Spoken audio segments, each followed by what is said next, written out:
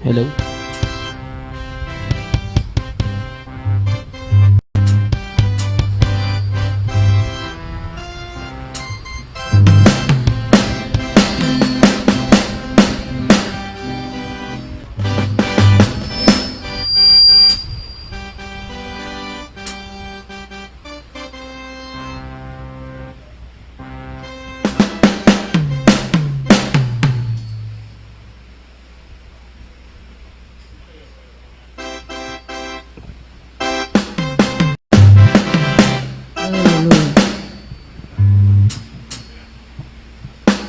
Hello, something. Oh.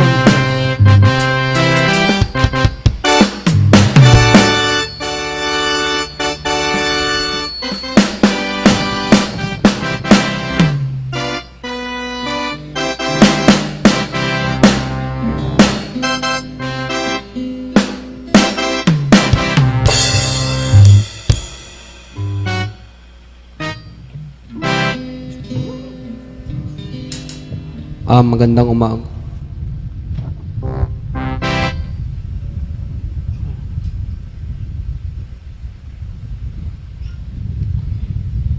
Magandang pong umaga sa ating lahat. Ayan po. Tayo po'y tumayo.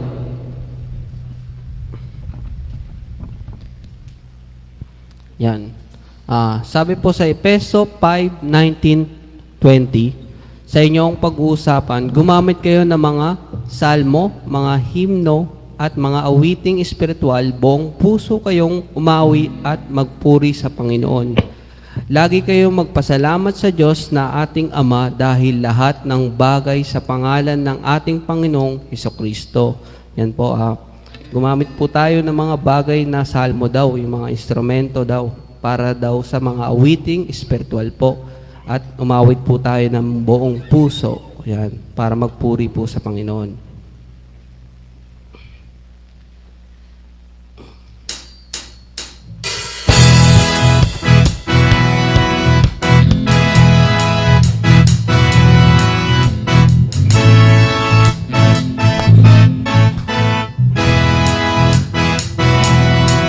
Umaawit, nagpupuri, nagdiriwang ang lahat, papuri kay Yahweh, Yahweh, Yahweh. Lumalapit sa presensya mo, nagpupukay ang lahat, papuri kay Yahweh, Yahweh, Yahweh. Sa lahat ng oras, sa bawat araw, pinupuri at sinasamba. Ikaw ang tunay na Diyos, Hari ng mga hari, tapat kailanman, di nagbabago. Ikaw ang tunay na Diyos, Hari ng mga hari, tapat kailanman, di nagbabago. Si Yahweh ang ating Diyos. Yes, amen. Umaawit, nagpupuri, nagdiriwang ang lahat, papuri kay Yahweh, Yahweh, Yahweh. Lumalapit sa presensya mo, nagpupugay ang lahat, papuri kay Yahweh, Yahweh, Yahweh. Sa lahat ng oras, sa bawat araw, pinupuri at sinasamba. Ikaw ang tunay na Diyos, Hari ng mga hari, tapat kailanman, di nagbabago. Ikaw ang tunay na Diyos, Hari ng mga hari, tapat kailanman, di nagbabago. Si Yahweh ang ating Diyos.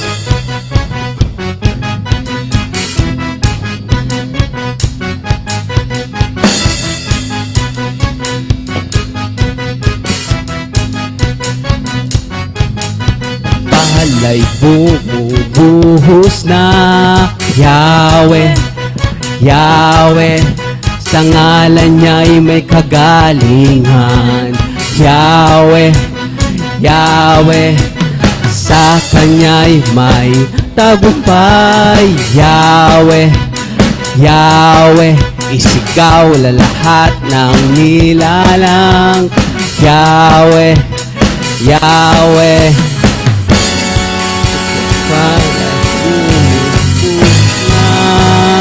yes, bawat oras.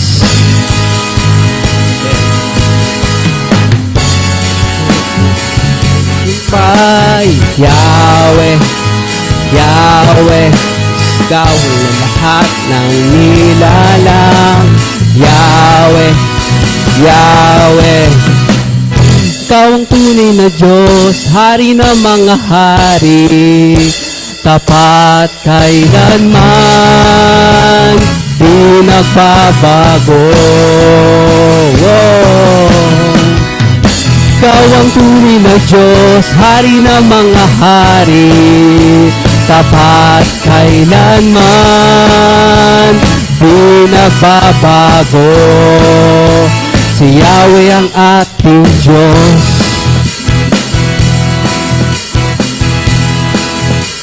Si Yahweh ang ating Diyos.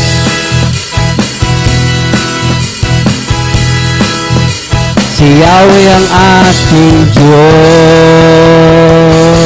Yes, hallelujah. Praise you, Panginoon.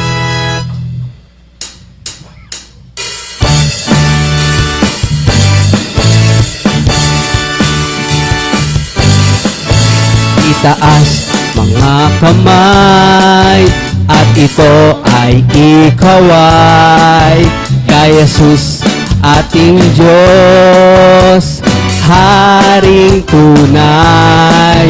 Sumayaw at umindak sa awiting may galak, problema'y kalimutan, pagkat siya'y may kasagutan.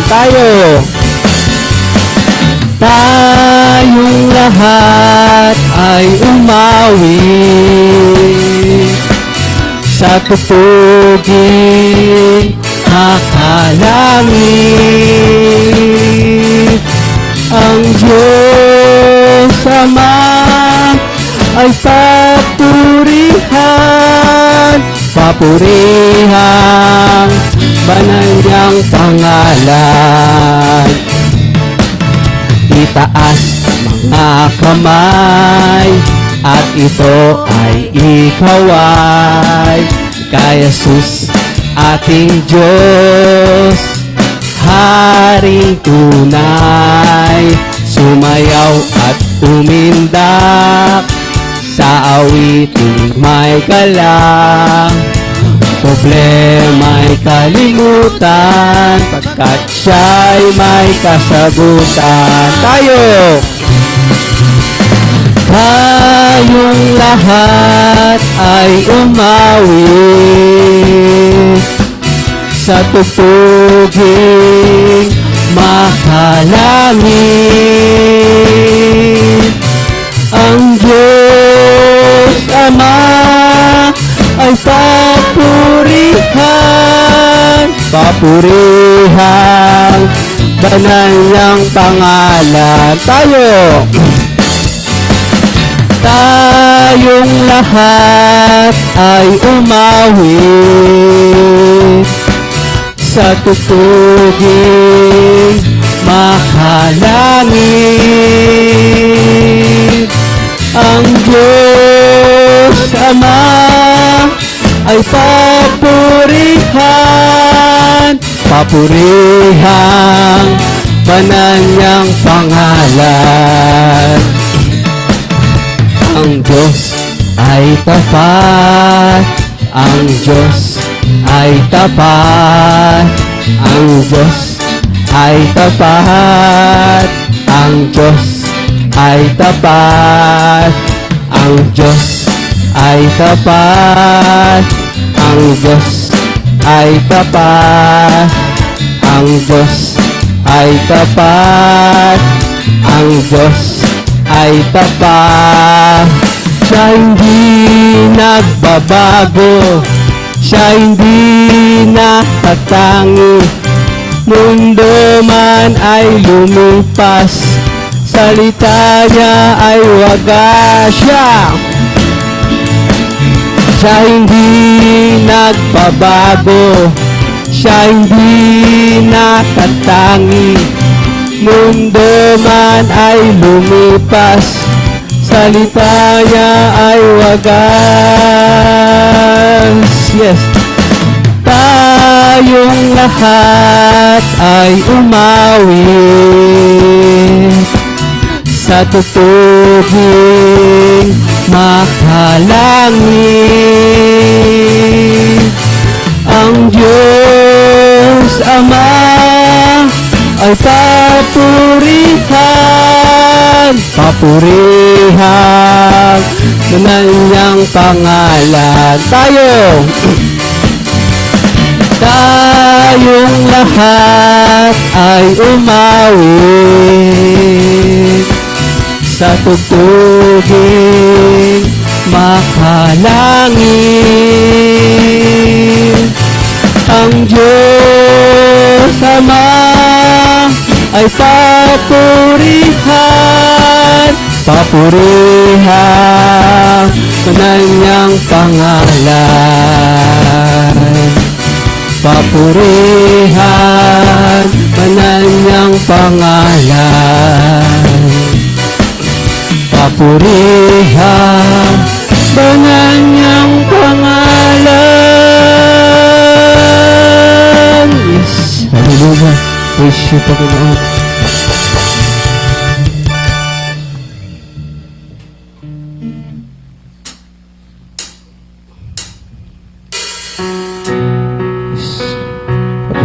Maraming salamat po sa araw nito, Panginoon.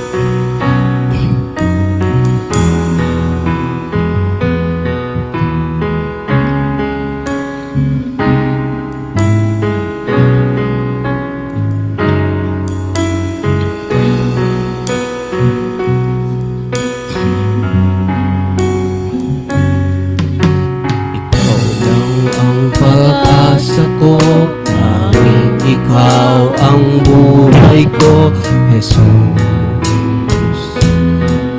Kahit ako'y nangangamba, basta't ikaw ang kasama, panatag na.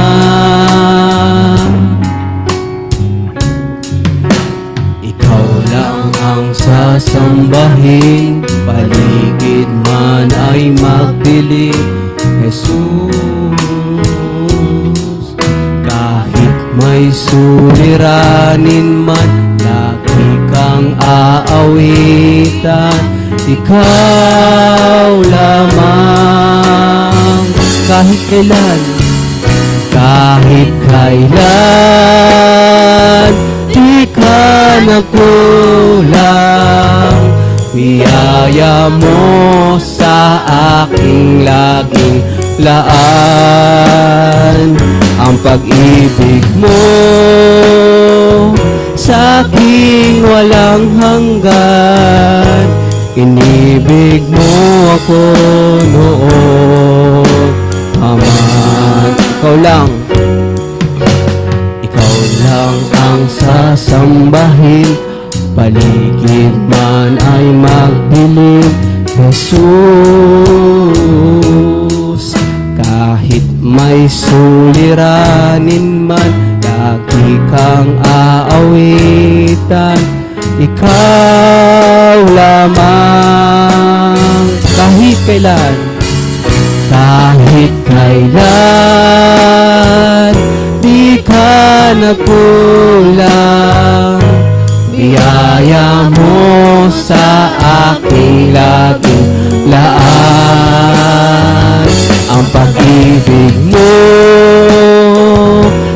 aking walang hanggan. Inibig mo ako noon pa man. Panginoong dakila at tapat sa dalangin ko. Ako'y inibig mo kahit ako ay ganito. Walang katapusan ng pagmamahal ko. Walang pinipili ang puso mo. Kahit kailan, di ka nagkulang. Niyaya mo sa aking laging laan. Ang pag-ibig mo sa aking walang hanggan. Inibig mo ako noon pa man. Inibig mo ako noon pa man.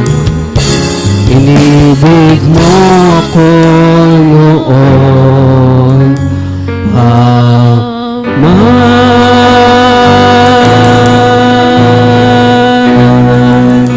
Yes, please, siya Panginoon.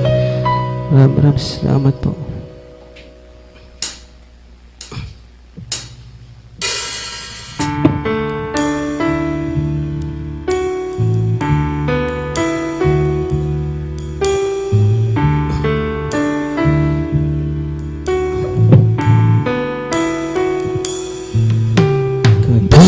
Buti mo, Panginoon,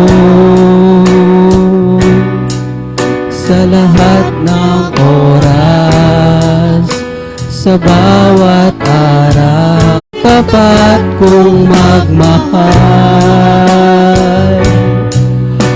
Ang iyong awa ay mapawalang hanggan. Pinupuri,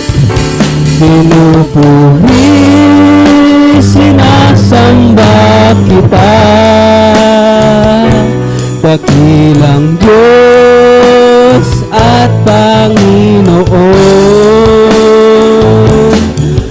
Tunay nga ika'y walang katulad, tunay nga ika'y di nagbabago. Mabuti ang Diyos, nasa amin nagmamahal. Ibuti-buti mo, ay buti-buti mo, Panginoon, sa lahat ng oras, sa bawat araw. Ika'y laging tapat kong magmahal. Ang iyong awa ay mapawalang hanggan. Pinupuri, sinasamba kita, dakilang Diyos at Panginoon. Tunay nga ika'y walang katulad, tunay nga ika'y di nagbabago. Mabuti ang Diyos, nasa amin nagmamahal. Tunay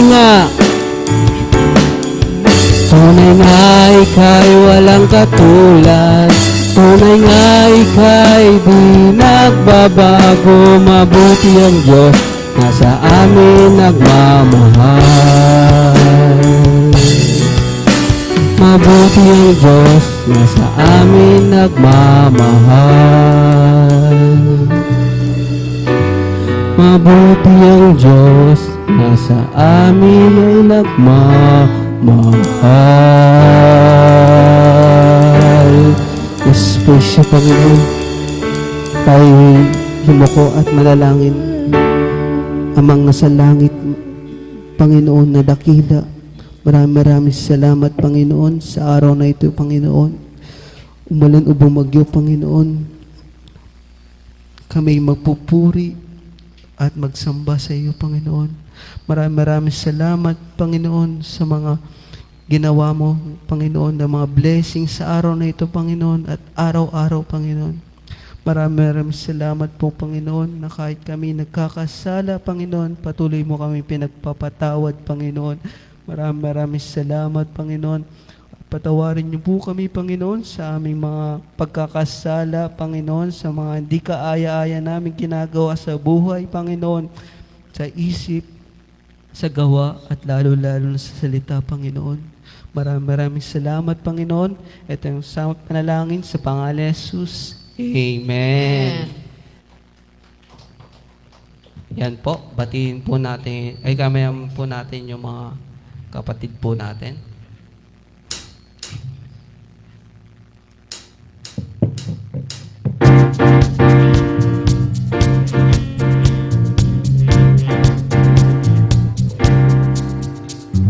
Welcome sa'yo, kapatid. Kami natutuwa na ikaw ay dumalo ngayon. Aming panalangin, nawa sa araw na ito ay maranasan mo ang pagmamahal na ibinibigay sa atin ng ating Panginoon Jesus, at siya ay tanggapin mo na sa iyong puso.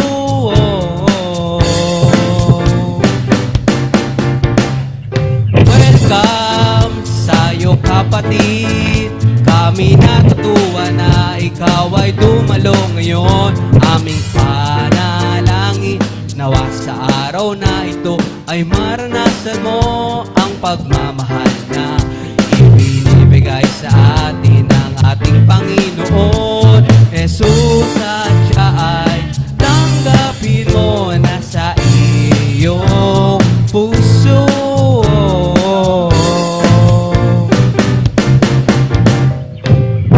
Yes. Yan, tayo na po yung umupo.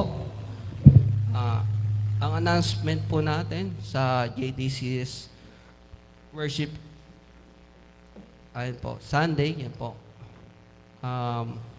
Every Sunday po, yan po. Nag-uumpisa po tayo ng 10 a.m. hanggang 12 ng hapon.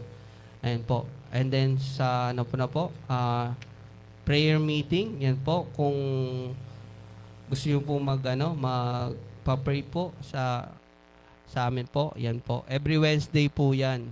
Yan. Kung meron kayo magpa-pray, mga sakit, yan, or mga problema niyo sa buhay, pwede po natin ipag-pray yan. Yan. And then sa disciples, yan. Every Saturday, 4 p.m. hanggang 6 p.m. Yan po. And sa music ministry naman, practice, everyday, yan po yung mga music po. Yan. Kung gusto niyo pong matutong kumanta or mag-drum or mag-gitara, yan po, pwede po kayo pumunta sa Saturday, 6 ng hapon hanggang 8 ng gabi. Yan. Our church needs more volunteer for music ministry. Yan. Kailangan po namin ng mga singers, yan, mga instruments, and mga relics operator po. Yan. Need po namin yan sa mga ministry. Yan po. Kung may mga talent po kayo dyan na tinatago, ilabas nyo na po. Yan. Kung meron po kayo mga talent. Yan. Yan. Tiles and offerings. Yan po. Yan po. Malakay 310. Yan. Dalhin nyo ng buong ang inyong mga ikasampung bahagi sa tahanan ng Diyos upang matugtunan ang pangailangan sa ating tahanan. Subukin nyo ako sa mga bagay na ito kung hindi ko buksan ang mga bintana sa langit at ibuhos sa inyo ang mga pasaganang pagpapala. Yan po. Sabi po dyan, yung mga 10 ibahagi daw natin ng mga kayamanan po, yan.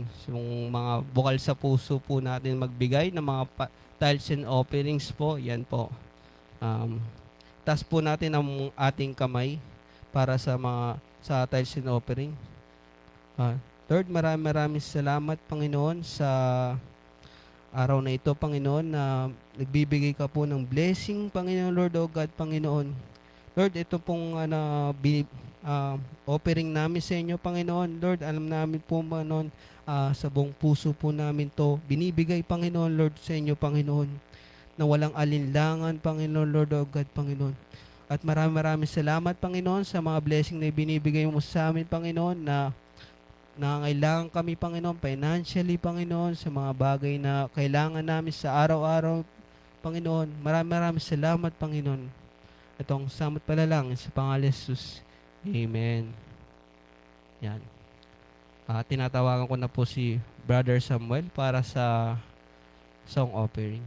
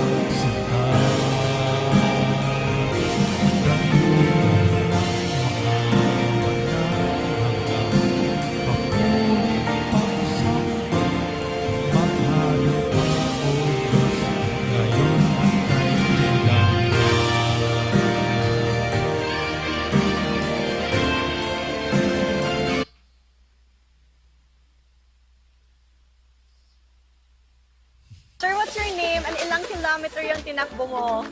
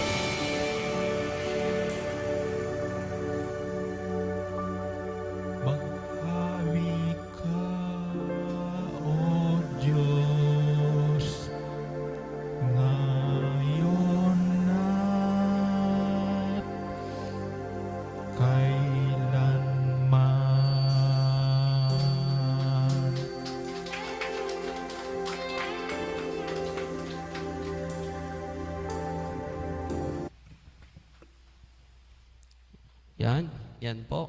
Maganda pong kantang inoffer ni Brother Samuel. Yan, napakaganda po. Baka gusto niyo pong mag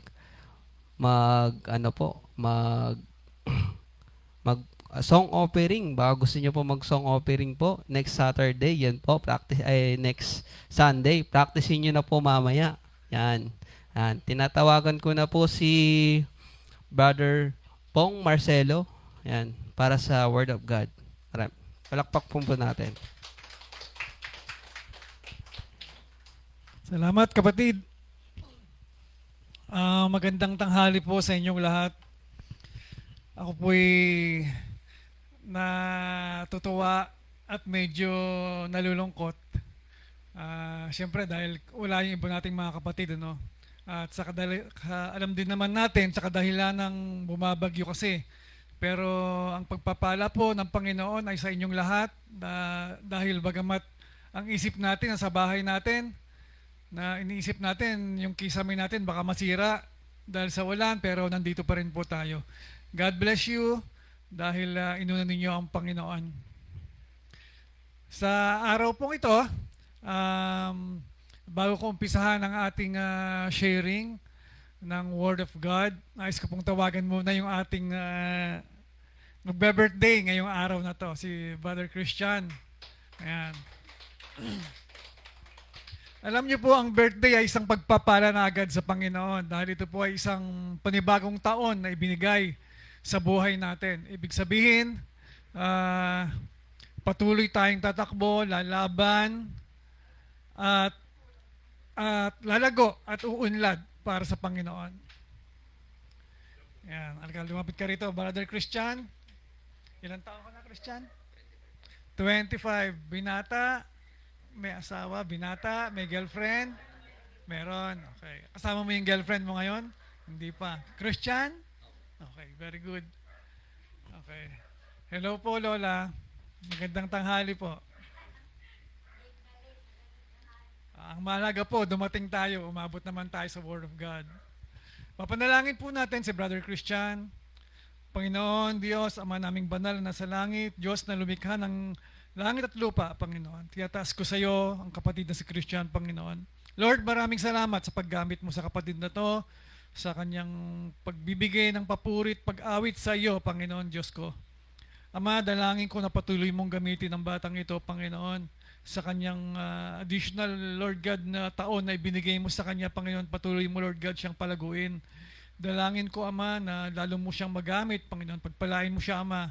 Ibigay mo, Panginoon, ang kanyang pangangailangan. Ito man po ay emotional, spiritual, physical, or even financial, Panginoon. Bless him, Father God, so that he may be able, Lord God, to give more glory, Panginoon, sa iyong pangalan. Give you praise, Ama.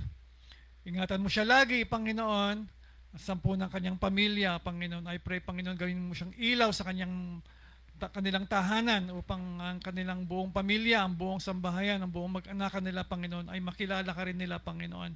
At malaman nila, Panginoon, ang kaligtasan at sa iyo lamang, Panginoong Jesus. Lord, sa iyo po ang lahat ng papurit, pasalamat. Ito po yung aming dinadalangin sa pangalan ng aming Panginoong si Jesus. Amen.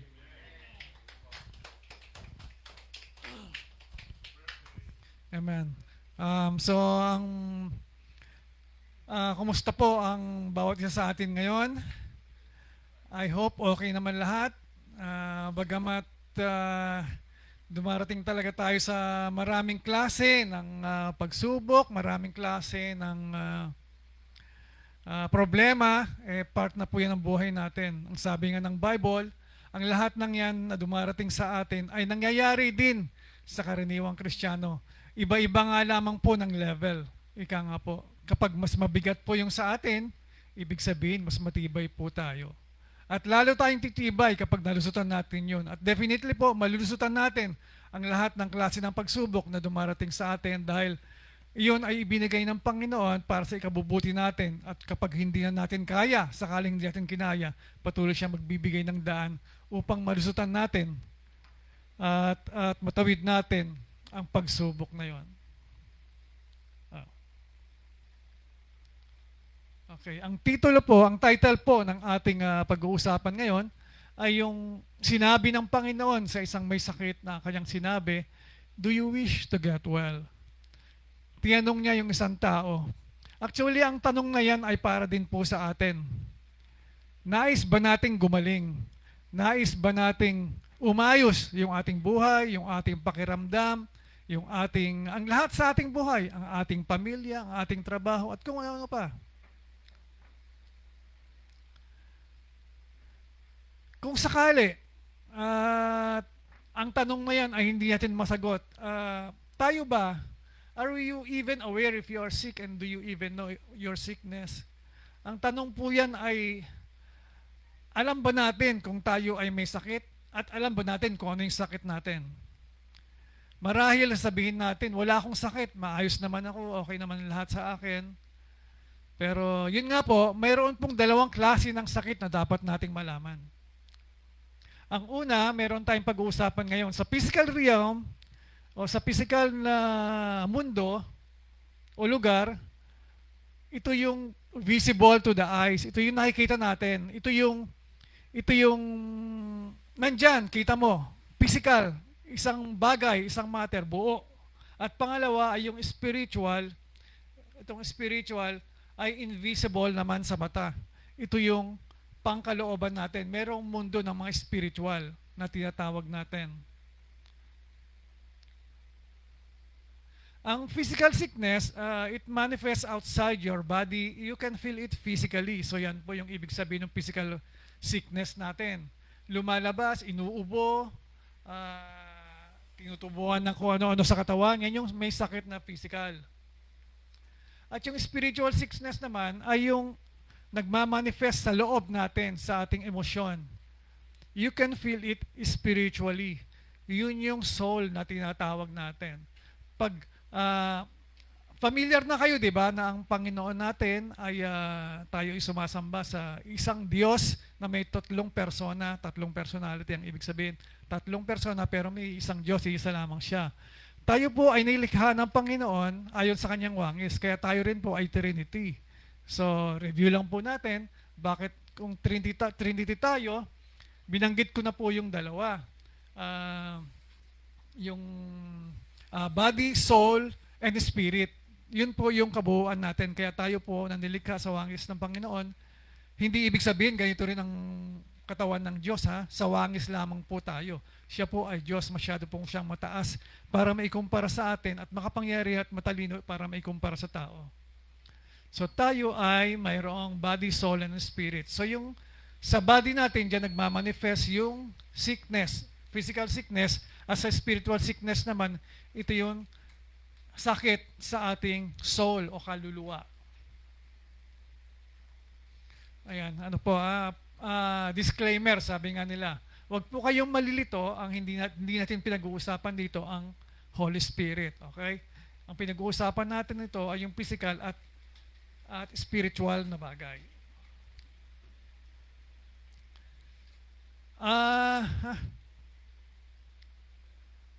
Balikan ko po yung verse na pag-uusapan natin.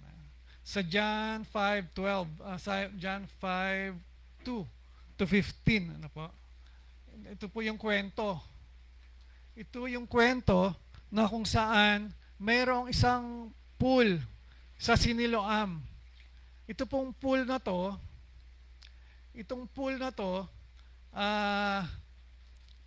ang kanilang paniniwala ay mayroong sa bandang gitna ay mayroong anghel na bababa upang i-steer o maggalawin yung tubig na yon.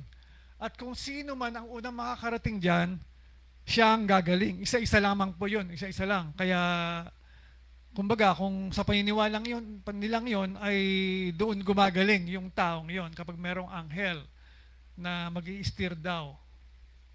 Ngayon, sa karamihan ng mga may sakit na yon, ay mayroon isa na nandoon for 38 years, siya ay invalid na. Siya ay hindi makalakad, hindi makatayo. So ito ay nakita ni Jesus. So happen na naglalakad ang ating Panginoon kasama kanyang mga disipulo at nakita niya ang taong ito. So when Jesus saw the man lying, lumapit siya rito at kinausap niya ito. Sinabi niya, "Do you wish to get well?" do you wish to get well? Ang tanong ng ating Panginoon sa kanya. Tignan natin yung sagot ng lalaki. Ang sinagot ng lalaki, sabi niya, Sir, I have no one to help me to dip into the pool when the water is stirred. While I am lying to get on, someone else goes down ahead of me. So kapag merong nag-steer na roon sa water, may nauunahan na siya kasi nga wala siyang katulong, wala siyang kasama. Pansinin po natin yung tanong ng Panginoon sa kanya ay, nais mo bang gumaling? Pero ang sinagot niya, iba, kasi nga, hindi pa niya kilala si Jesus, hindi pa naman niya alam na tutulungan siya. Ganun pa man, dapat naisip niya na pwede mo ba akong tulungan? Hindi ganun ang naisip niya. Naisip niya, sinabi niya kaagad yung problema. Na walang tumutulong sa akin. Hindi niya naisip na humingi ng tulong sa ating Panginoon. Ang inisip niya, ibang tao. Ngayon, ito ang sagot ng Panginoon sa kanya. Then Jesus said to him, Get up, pick up your mat, and walk. At once the man was cured and picked up his mat and walked.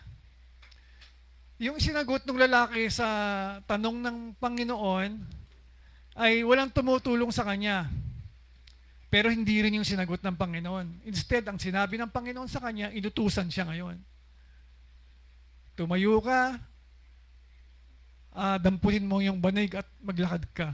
Siguro itong si lalaki, kung i-imagine natin itong si lalaki nung sinabi ng Panginoon sa kanya, sabi niya, sino ba to? Nagulat siya. Nagulat siya, bigla siyang inutusan. Kaya lang sa gulat niya, bigla niyang dinampot yung kanyang banig at bigla siyang tumayo at naglakad. Then later on, na-realize na magaling na siya. No, binigyan ko lang ng konting kwento mga kapatid, no, para lumakad yung ating imagination at hindi kayo maidlip. Kasi dapat gumagalaw ito kaya lang hindi ko pa kayang patakbuhin Kaya parang picture muna yung ating pelikulang pinapanood ngayon. So gumaling, hindi sinabi ng Panginoon. Kung mapapansin ninyo, iba-iba ang paraan ng Panginoon sa pagpapagaling. In the same manner, iba-iba ang paraan ng Panginoon sa pagkipag-usap sa atin, pagpapagaling sa atin, at pagsagot ng mga problema natin. Okay? So pagkatapos na gumaling ng taong ito, siya na ngayon ay naglakad at umalis na. At sa kanyang paglalakad, nasa lubong siya, kwento ko na lang, no? Hirap din akong basahin. Mga senior, medyo gano'n na. No? So, sa kanyang pagtayo, paglakad, pag-alis, nakita siya ng mga grupong mga Pariseo. Ang mga Pariseong ito, sila po yung tinatawag na mga doctors, teachers of the law. Sila po yung mga mataas na uri na klase ng tao, ang tawag sa kanila. Sila yung mga, kumbaga nung kapanahonan nila, pwede silang tawagin mga lawyers or abogado. Kasi sila yung mga teachers of the law. Sila nagtuturo, sila nagsasabi, sila nag-aaral patungkol sa mga batas. Batas ng lupa, batas ng Panginoon, batas ng Biblia na Old Testament pa during that time. So sila yung kinikilala. Meron pong dalawang sikat na teachers of the law noon. Isang Pariseo or Pharisees and the Sadducees. Dagdag ano ko na lang. Ang mga Pharisees po ay naniniwala, naging magkaiba yung dalawang yan, Pharisees and Sadducees. Yung Sadducees, isang klase hindi naniniwala sa resurrection o sa muling pagkabuhay. Ang Pharisees ay naniniwala sa muling pagkabuhay. So yung pagkakaiba nila. Ang Sadducees daw, palibasa hindi naniniwala sa muling pagkabuhay, kaya sila ay Sadducees. Parang joke. Pero totoo po yun Ginoke ko na lang. Anyway, so yun po. Yung mga teachers of the law. Lagi po sila po yung tinatawag ng Bible na yung mataas ang tingin sa sarili na akala mo sila yung pinakatama. So kinwestiyon nila yung taong ito at kinausap nila, bakit ka naglalakad at hawak-hawak mo ang banig? Ipinagbabawal sa araw ng Sabat ang pagbubuhat, ang pagtatrabaho. So sa kanila, para sa mga Hudyo, nung panahon na yon, ang pagbuhat mo ng banig at paglakad ay pagtatrabaho na. So, paggalaw na yon, kaya pinagbabawal. Ganun ka-strict at ganun ka unreasonable. Ika nga, yung kanilang batas during that time. So, kinausap nila ito at sinabihan. Hindi nila naisip, hindi nila nakita na ang taong ito ay dating may sakit at biglang nakakalakad na. So, hindi nila nakikita yon. Ang nakikita nila ay ang batas. Ganon din po tayo minsan, kaya nakikita ninyo, marami tayong mga relihiyon na nagkalat, no? Ang bawat relihiyon po ay nagsasabi na sila ang tama. Sadly,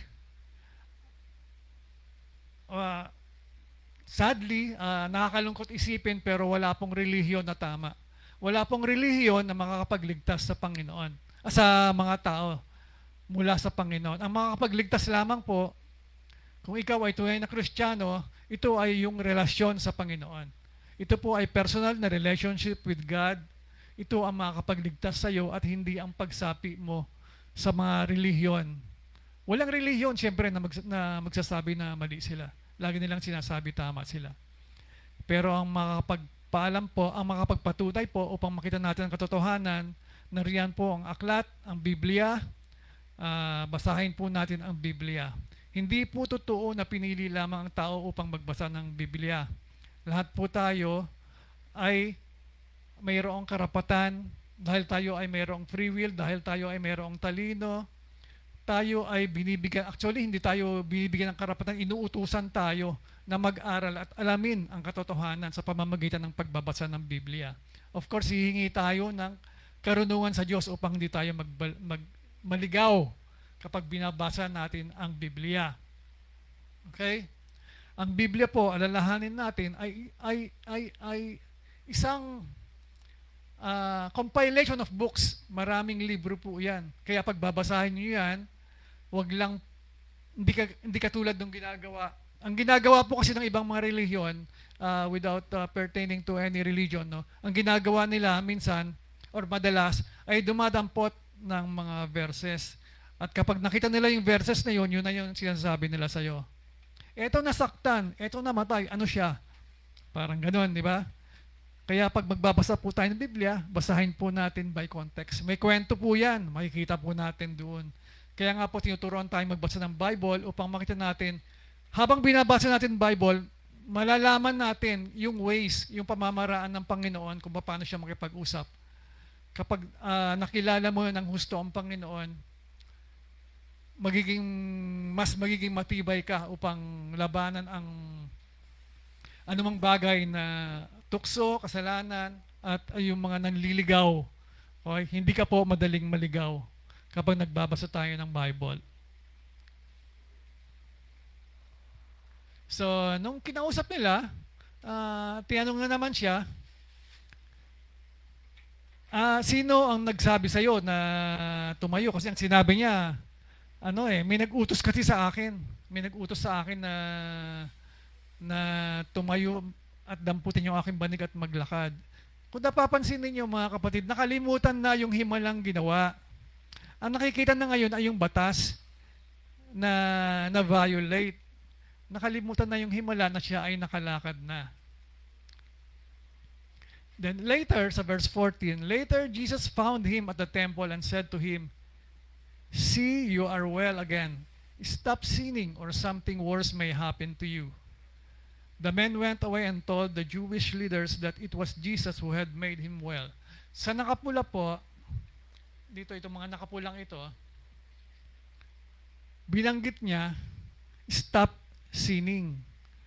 So we can conclude na ang maaaring dahilan ng kanyang pagkaparalitiko ay dahil sa kasalanan. Okay, kaya sinabihan siya ng Panginoon, stop sinning or something worse. Baka mas malala pa dyan ang mangyayari sa'yo kapag hindi ka tumigil. Lipat tayo sa pangalawang kwento. Yung unang kwento ay isang pagpapagaling ng Panginoong Diyos sa isang invalid o paralitiko na hindi makatayo. At pangalawa naman ay yung healing ng Panginoon sa isang lalaki na ipinanganak na blind. So John 9, chapter 1 to 7 naman po siya makikita. habang naglalakad muli ang ating Panginoon, he saw a man blind from birth. And his disciples asked him, Rabbi or teacher, sabi nila, who sinned, this man or his parent, that he was born blind?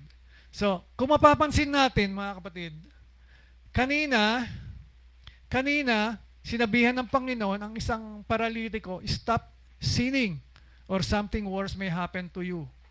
So, ang conclusion kaagad ngayon, nung mga disciples ni Jesus, nung makita nila ang bulag, tinanong kaagad nila, Teacher, sino ang nagkasala? O sino ang makasalanan? Kaya ganyan siya, yung kanya bang family or siya mismo? Yun kaagad ang kanilang conclusion. Pero sumagot ang Panginoon, ang sabi niya, neither this man nor his parents sinned, said Jesus, but this happened so that the works of God might be displayed in him. As long as it is day, we must do the works of him who sent me. Night is coming when no one can work. While I am in the world, I am the light of the world. Night is coming when no one can work. Bagamat ang sinabi ng Panginoon dito ay yung habang nandito siya sa lupa. Kaya habang nandito siya sa lupa, siya yung light of the world.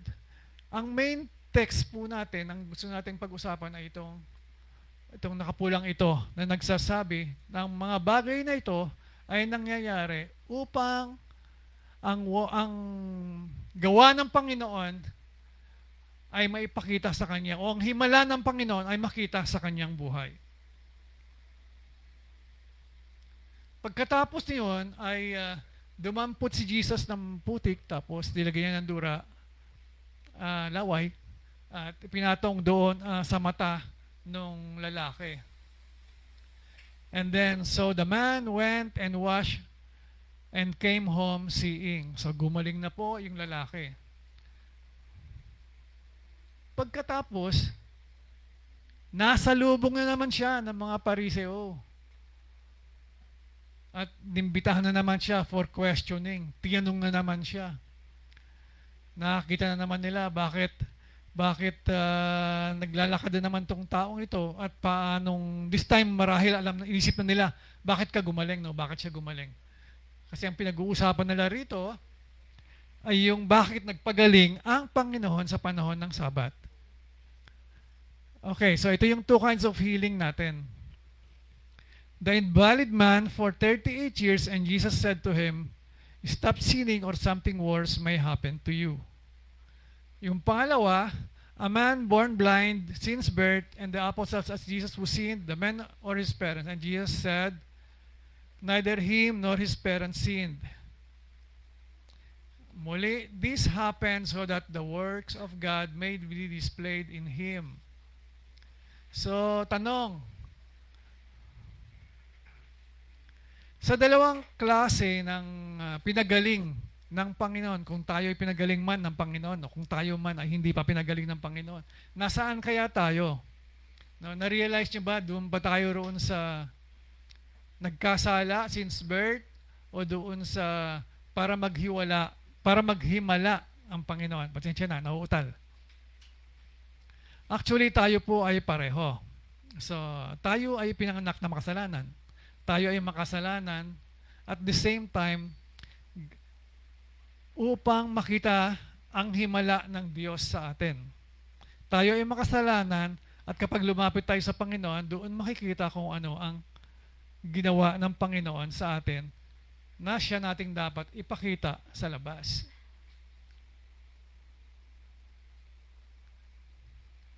Ito po siya, we are sinners and we have been saved so that the works of God in our life will be displayed. So meron pala tayong purpose. Tayo ay naligtas.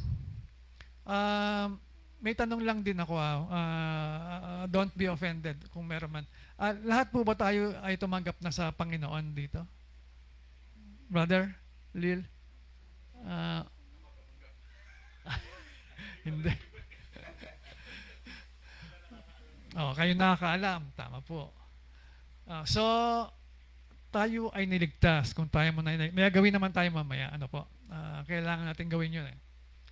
Upang ang ginawa o ang himala ng Diyos sa atin ay makita. Kasi po, kapag wala pa po sa atin ang Panginoon talaga, hindi po talaga gagawa ng himala.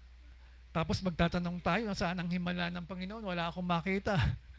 Hindi naman tumutulong ang Panginoon, wala akong makita. Kasi nga po, baka naman wala pa talaga sa atin ang buhay ng Panginoon. Kaya yung ating spiritual ay nakapikit at hindi natin nakikita yung mga bagay na ginagawa ng Panginoon sa atin. So, nasaan na tayo ngayon? Ano na ang ginagawa natin? Pagkatapos na tayo iligtas ng Panginoon, ito ba ay sinasabi rin natin sa mga taong di pa nakakilala sa Panginoon o napipigilan din tayo ng mga pariseo? And what and who is our idols? Alam niyo po, ang idolo during the Old Testament times, kung alam na ninyo, inuulit ko na lang, during the Old Testament times, ang mga idols pong tinatawag ay yung mga bagay na pisikal. Mga inukit, kahoy, bato, o kung ano-ano man, basta isa siyang bagay na inukit para sambahin at para maging Diyos natin. Pero ang buong katotohanan po, ang idolo po ay ito po yung idol na totoo. An idol is anything, any person, good or bad, that steals the position of the Lord Jesus in our heart. Kapag meron pong isang bagay,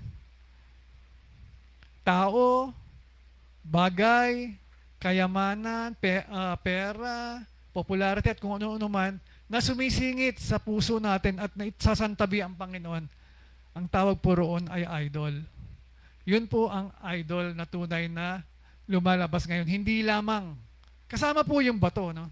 Hindi lamang yung bato, kundi kasama yung mga bagay na or tao or karangyaan na pumapalit sa pwesto ng Panginoong Jesus sa ating buhay. Tapos ito naman, and what and who is your Pharisees and Sadducees? Your friend, your loved ones, or even yourself? Ito naman yung mga pumipigil sa atin para ma-share natin yung kabutihang ginawa ng Panginoon sa ating buhay.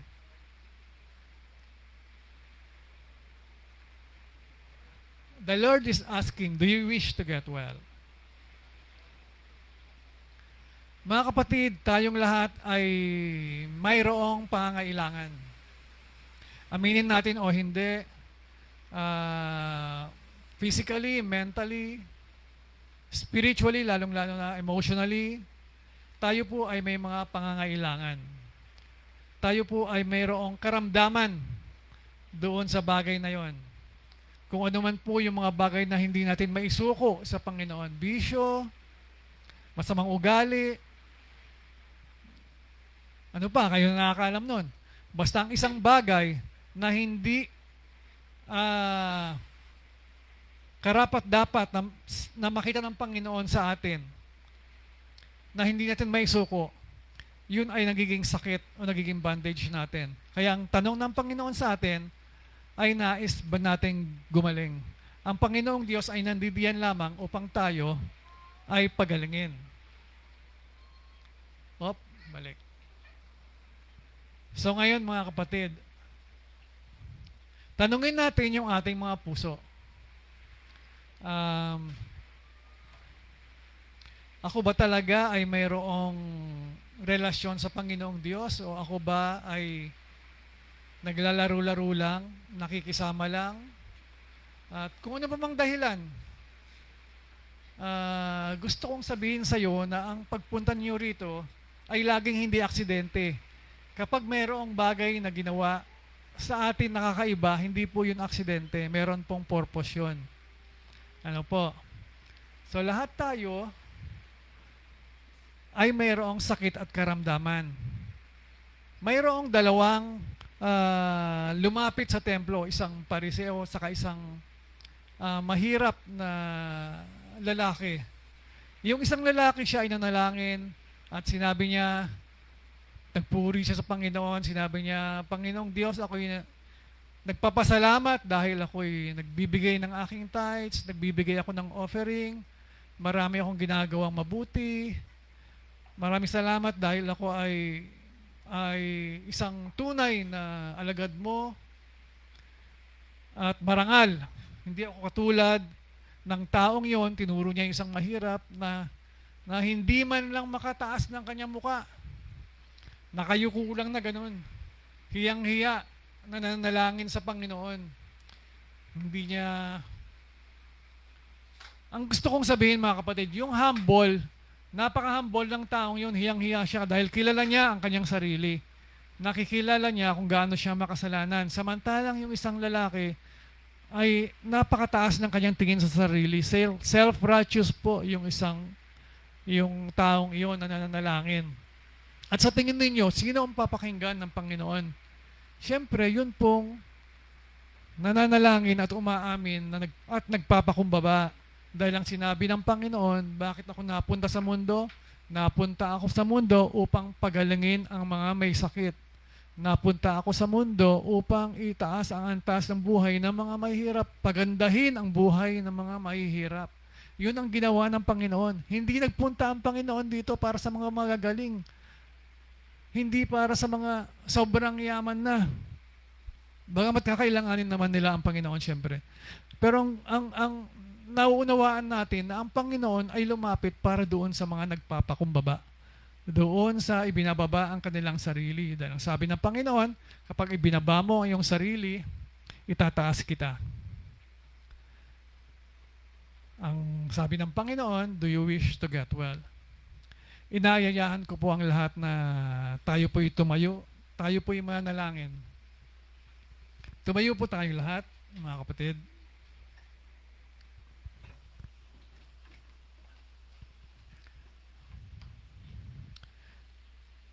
Ako po'y manalangin muna sa inyo. Amang Diyos, Panginoon namin, tinataas ko po sa iyo, Panginoon, ang mga kapatiran na sa aking harapan, Panginoon. Nakikita mo ang kanilang mga puso, nakikita mo ang kanilang mga isip, nakikita mo ang kanilang mga buhay, Panginoon. Lord, tinataas ko po sila lahat sa iyo, Panginoon. Pangunahan mo po sila at gabayan, Panginoon Diyos. At Lord, turuan mo sila na makita, Panginoon, ang iyong kabutihan, O Diyos, Ama naming banal. Sa ganitong pagkakataon po, nais ko pong, kung kayo po ay inuudyukan ng banal na Espiritu, gayahin po ninyo ang panalangin na ito bilang panalangin ng pagtanggap sa ating Panginoon. Kung kayo po ay inuudyukan lamang po ng Holy Spirit. Sabihin po ninyo, Ama naming banal, sa ngalan ng aming Panginoong si Jesus, kami po'y nagpapakumbaba at lumalapit sa iyong harapan. Kami po ay makasalanan na buhay ng para sa aming buhay lamang. Sinusunod namin ang aming mga sarili. Kinakalimutan ka namin bilang aming Panginoong Diyos at tagapagligtas. Patawarin mo po kami sa aming mga kasalanan at linisin mo po kami sa aming mga pagkukulang. Turuan mo kami, Panginoon, nang mamuhay ayon sa mga bagay na ipinag-utos mo sa amin upang mapapurihan ka ng aming mga buhay. Pumasok ka, Panginoon, sa aming mga puso. Tinatanggap kita bilang aking Panginoon, Diyos at tagapagligtas. Ikaw na po ang manguna sa aking buhay. Turuan mo ako na makita ang iyong mga pagpapala. Pagpalain mo rin po ako sa lahat ng oras sa lahat ng araw. Ganon din po ang aking pamilya. Iligtas mo po kaming lahat.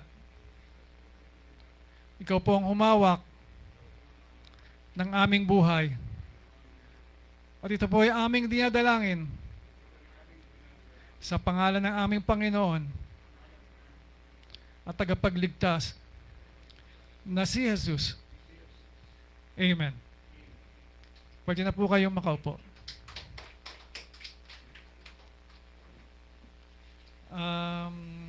Bilang pagtatapos, no? Kakanta ka na. Bilang pagtatapusan na po, ang ginawa po natin ay either your first time or a renewal of vow. Ano po? Wala pong masama na ulitin ang panalangin na yon as long as merong doubt na pumapasok sa ating mga puso. Pwede po natin gawin yon.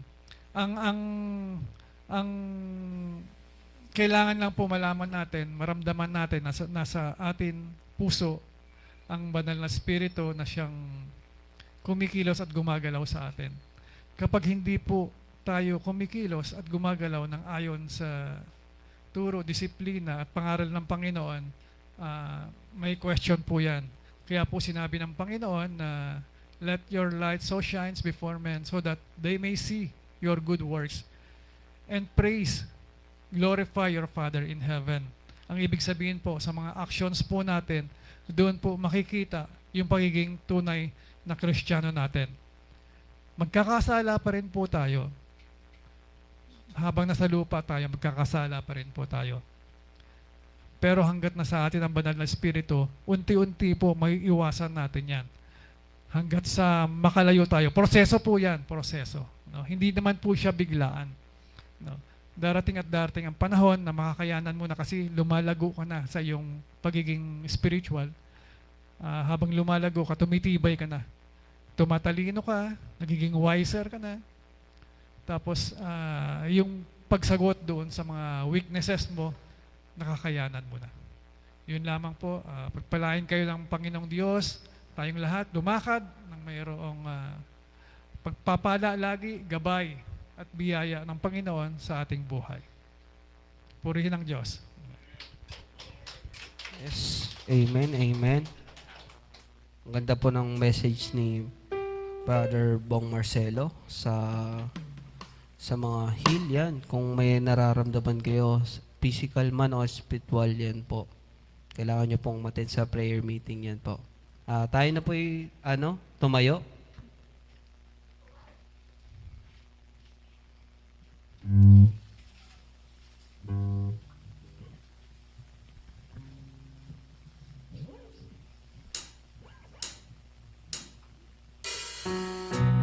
Yes.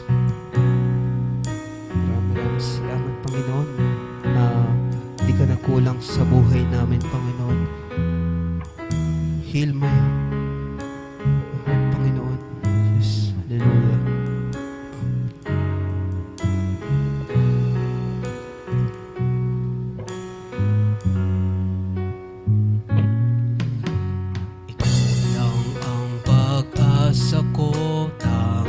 Ikaw ang buhay ko, Jesus.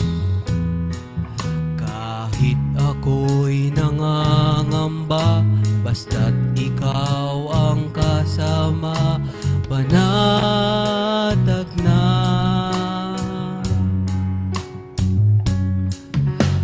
Ikaw lang ang sasambahin, paligid man ay magdilim, Jesus.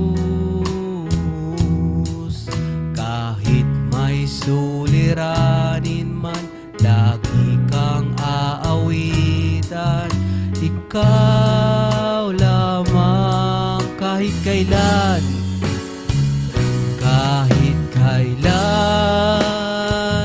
di ka nagkulang. Biyaya mo sa aking laging laan, ang pag-ibig mo sa aking walang hanggan. Inibig mo ako noon. ikaw lang.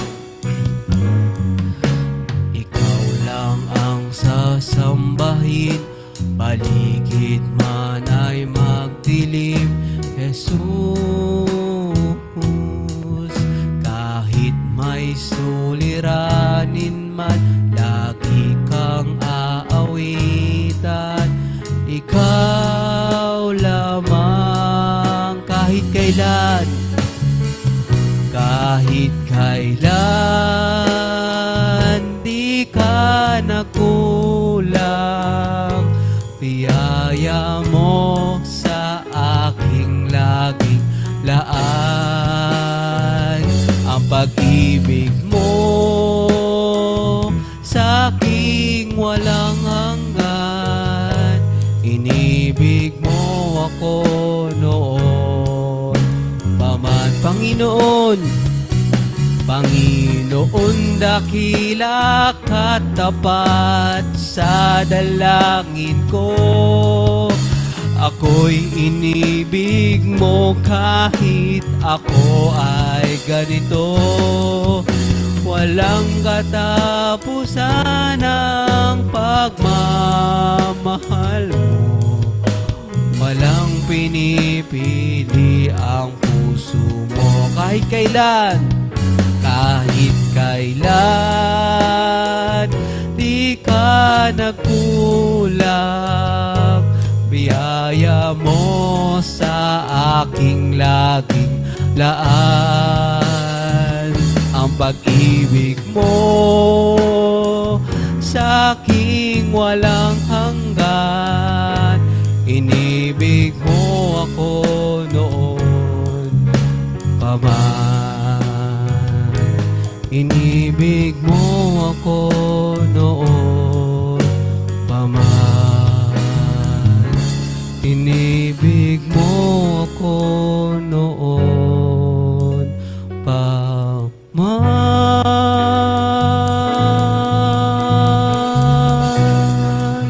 Praise you, hallelujah, Panginoon. Purihin po natin ang Panginoon. Yes, tayo na po yung umupo. Yan po. Meron po tayong onting pagkain. Pahintay na lang po. Maraming salamat po.